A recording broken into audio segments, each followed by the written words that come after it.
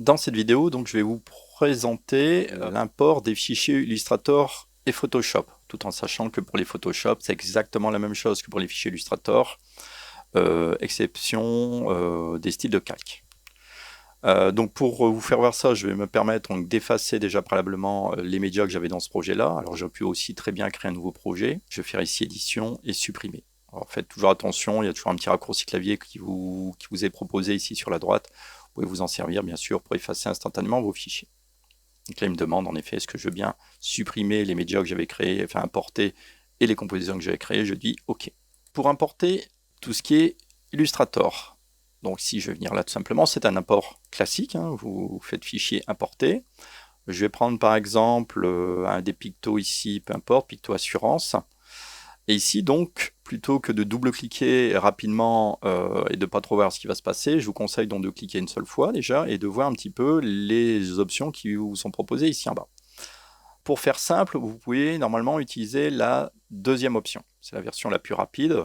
Dans ces cas-là, le logiciel va vous créer une composition avec vos calques correctement placés, etc. Donc je vais juste me permettre déjà en premier temps de passer par cette option-là. Donc vous voyez, vous sélectionnez et vous passez par cette deuxième option. Je vais faire ici ouvrir. Et vous voyez, donc le logiciel m'a bien créé donc une composition qui est ici. Alors petit conseil, n'hésitez pas à double-cliquer dessus pour l'afficher en bas. Et ici, il m'a créé un dossier donc avec les calques de mon fichier Illustrator. Alors certains calques sont en noir, donc noir sur noir, on ne voit pas donc le contour ou certains éléments ne sont pas visibles. Mais si vous regardez bien, si je prends la feuille ici, elle est tout à fait visible. En bas ici par contre, je vais désactiver, excusez-moi mon damier ici. Vous voyez ici en bas, je retrouve bien tous mes calques. D'accord. Pour vous les faire voir, je peux cliquer en général sur le petit damier. Par contre, si vous le souhaitez aussi, vous pouvez très bien changer la couleur de votre composition ici en allant dans ces paramètres de composition. Et je vais lui demander par exemple de mettre tout ça sur un fond blanc, histoire de mieux visualiser les éléments. Voilà, donc là c'est dans le cas où vous souhaitez simplement importer avec la deuxième option directement.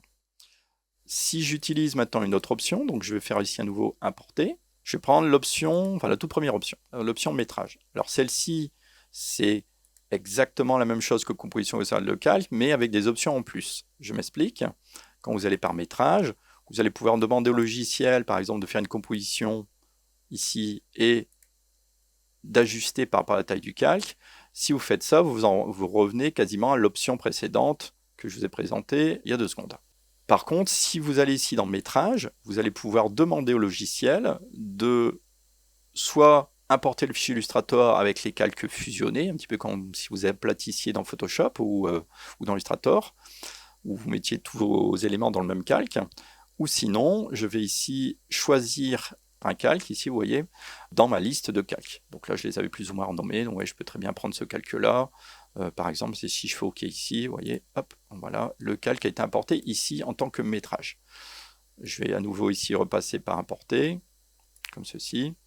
Je peux très bien aussi demander au logiciel, toujours en passant par métrage, voilà, de me fusionner par exemple aussi tous mes calques, vous voyez, donc ça m'évite d'aller chercher un calque dedans, je peux très bien les fusionner aussi, donc dans ce cas-là, il m'importerait tout le métrage.